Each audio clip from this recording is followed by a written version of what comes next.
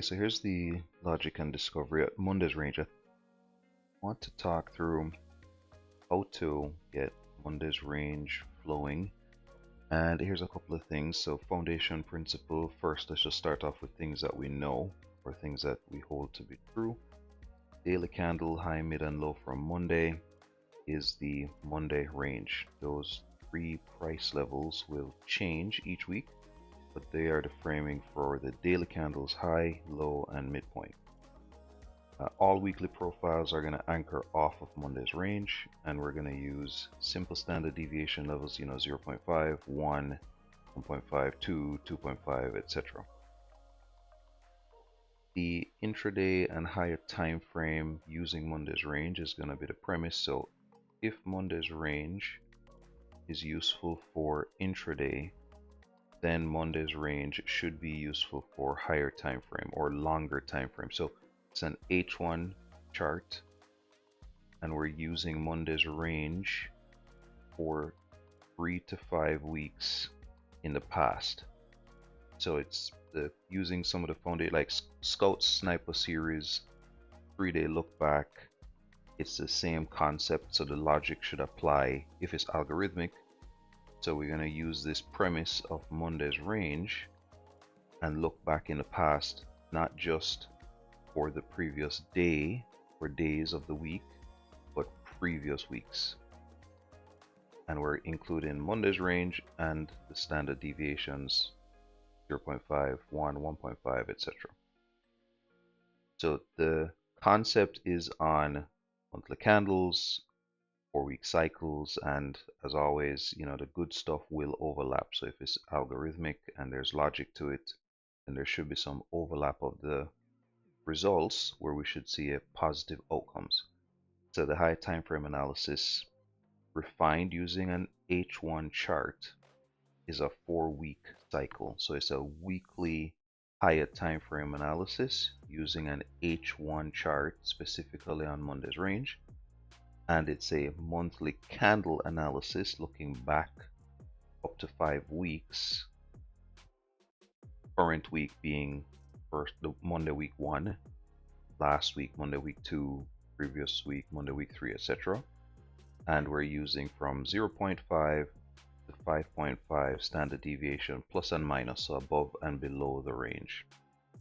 So now let's look at a few chart examples. So NQ and oil and gold are 3 that I've been looking at. So let's put a little bit of lipstick on this real quick and then we'll jump back in. Okay, so we have the look back here. So current week, week 1, we're going to look back to the 4th week, and then we're going to use a Fibonacci tool, drag out the projection. So this is the high, middle, and low of this Monday, which is 3 weeks back. Current week 1, week 2, week 3, week 4. Weekly candles broken down on the hourly time frame, and we're trading this week using the projections from this week. So looking at the week at play, we see a sweep below, we see a retest of this week's midpoint, sensitivity, retest, consolidation, retest, sensitivity, sensitivity, retest, which is the top of the range, expansion, retest, push all the way through, sensitivity, retest, push, retest, push. If we were trading any week, so this week, let's put some on there. So if we're trading this week before it begins, we are looking back to previous Mondays, just the daily candles range, high, mid, and low. And we're trading on this week. Monday plays out We see an expansion higher, retest, push, consolidation, market structure shift, retest, a push, no retest, pushes higher, reject, retest, push. So it's like a 4-week cycle, because it's not exactly 1 month by calendar, but it's a 4-week cycle using that. And just real quick before we go over to oil, why week 4 or the 4th week back, you can see how if this is the week we're trading and we're looking just to the 3rd Monday, while there is sensitivity, it's just not as accurate. And then the previous week,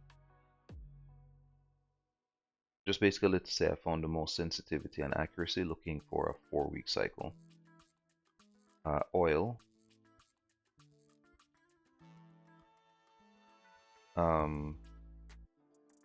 well, let's pick somewhere. Just pick somewhere. And I'll mark this up. Okay, so just boxed out a bunch of Mondays. And so if we're looking 1 to the 3rd one, so 1, 2, 3, 4, we're trading this week, measuring this week.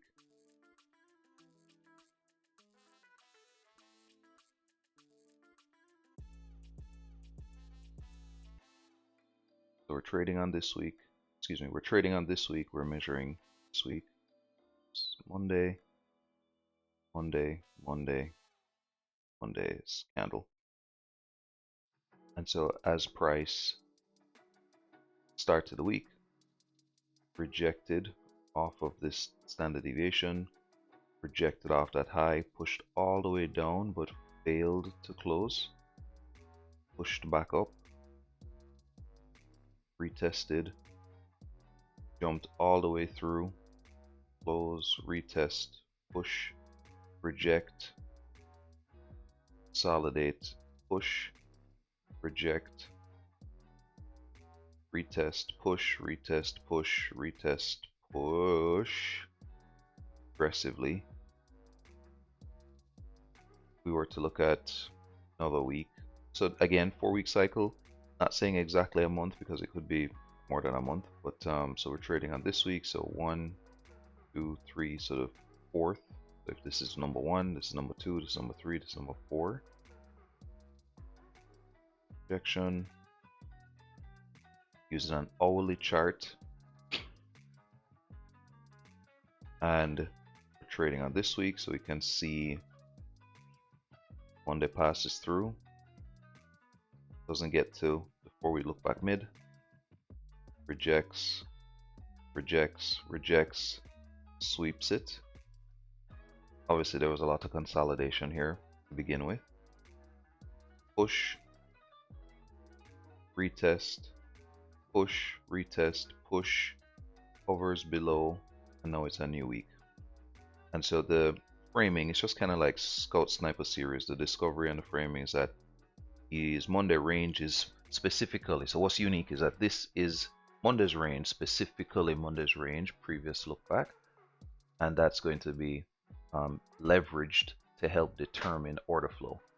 So if I'm on this week and I'm working a weekly profile and I see that we are swiping the high on Tuesday, it's the Tuesday high, but it's not getting back below Monday's mid, it's not getting back below the 4-week mid. Wednesday high, well, it's not getting below any of the midpoints. Thursday high, well, it's not getting below anything. So on Friday, I would not be looking bearish because I see the order flow is clearly bullish and I have these substantiated levels. So anyway, we'll see. Want to keep this under 10 minutes. So let's see. I mean, this is the discovery. This is a bit of the experimentation for the crazy ones in mind. All right, cool.